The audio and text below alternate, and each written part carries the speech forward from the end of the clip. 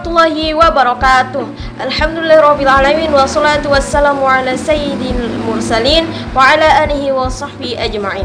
Pertama-tama marilah kita panjatkan puji syukur kehadirat Allah subhanahu wa ta'ala yang telah melimpahkan rahmat, taufik dan hidayahnya kepada kita semua. Salawat serta salam semoga senantiasa tercurahkan kepada junjungan Nabi Muhammad SAW, keluarga, sahabat dan pengikut beliau hingga akhir zaman. Pada kesempatan yang berbahagia ini, dalam rangka memperingati Maulid Nabi Muhammad SAW, izinkan saya membacakan nazam kitab Al-Lala bait 10 sampai 11 lengkap dengan pegon kecil, arti, terjemah dan hikmahnya. Semoga menambah kecintaan kita kepada ilmu dan meneladani akhlak Rasulullah sallallahu alaihi wasallam. Bismillahirrahmanirrahim.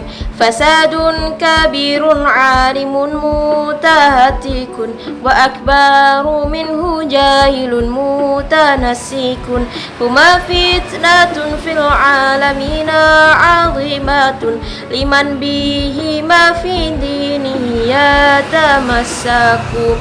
Nah, ini pegon kecilnya, yakni gedene kerusakan wong alim dak lakoni luwe gede timbang iku wong bodho nglakoni. Karone iku agunge fitnah dunya tumrape wong kang tetanggan perkara agama. Nah, ini saya ulas perkataannya. Fasadun kabirun alimun mutahatikun. Fasadun itu artinya kerusakan, kabirun yang besar. Jadi siapa yang rusak yang besar? Jadi yang rusak yang besar itu alimun mutahatikun. Alimun mutahatikun itu kalau ada orang alim, orang pintar tidak mau mengamalkan ilmunya. Jadi kerusakan yang besar kalau ada orang yang alim, orang yang pintar tetapi tidak mau mengamalkan ilmunya, tidak mau memanfaatkan ilmunya, itu kerusakan yang besar. Kemudian wa akbaru minhu jahilun mutanassik. Wa akbaru itu dan lebih besar. Kalau kabirun itu besar, kalau akbaru lebih besar dan lebih besar kerusakannya, jadi lebih parah. Ini siapa? Orang bodoh yang mutanassikun. Jadi fasadun kabirun alimun mutahatikun wa akbaru minhu jahilun mutanassikun. Dan lebih besar lagi kerusakannya kalau ada orang yang bodoh, orang yang jahil tetapi dia ahli ibadah. Jadi sukanya ibadah tapi dia bodoh, berarti ibadah tanpa ilmu. Ini lebih parah daripada orang yang alim yang tidak mau mengamalkan ilmunya. Kemudian huma fitnatun fil alamin azimatun. Huma kedua-duanya. Siapa kedua-duanya itu? Yakni alimun mutahatikun dan jahilun mutanassikun. Kedua-duanya ini tadi itu fitnah. Fitnah ini urutannya, ini huma, kemudian fitnatun, azimatun dan fil alamina. Kenapa? Karena ini huma kedua-duanya ini tadi fitnah menjadi fitnah, azimatun besar, fil alamina di dunia. Jadi menjadi fitnah yang besar di dunia. Kemudian untuk siapa? Liman bihima fi dinihi yatamassaku. Liman cara mengartikannya liman yatamassaku bihima fi dinihi. Liman itu bagi orang. Liman itu bagi orang yang yatamassaku. Yatamassaku itu berpegang teguh.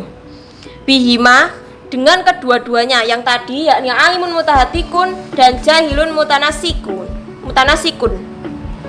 Kemudian fidinihi dalam urusan agama. Artinya bagi orang yang berpegang teguh dengan keduanya dalam urusan agama. Oke, kita ulas semuanya. Nazam bait 10 sampai 11. Yang pertama, fasadun kabirun alimun mutahatikun.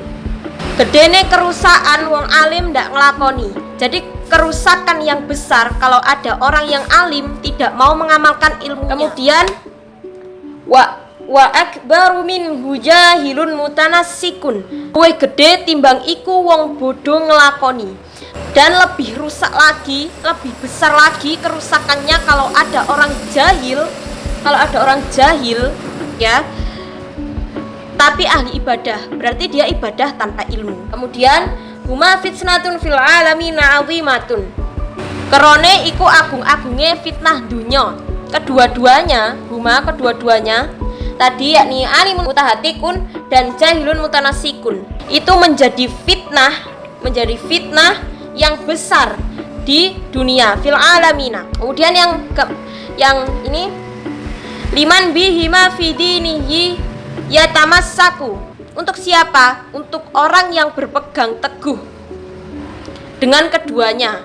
Berarti untuk orang yang berpegang teguh dengan keduanya, berarti orang yang mengikuti keduanya fi dinihi dalam urusan agama. Jadi kalau kita pintar, kita alim, kita ngerti, pernah ngaji, maka paling tidak minimal kita berusaha untuk mengamalkan, kita mempraktekkan, dan juga kita kalau bisa membagikan yang kita mengajarkannya minimal untuk keluarga kita. Kalau kita emang masih bodoh, masih jahil, ya maka jangan asal ibadah, tetapi harus belajar dulu, harus ngaji dulu, minimal bertanya caranya bagaimana ini, sehingga kita belajar, kita ngaji, sehingga ibadah kita itu ada ilmunya. Karena kalau ibadah tanpa ilmu maka ya tidak sah, tidak diterima. Nah, dua orang ini, alimun mutahatikun dan jahilun mutanasikun, itu bahaya sekali.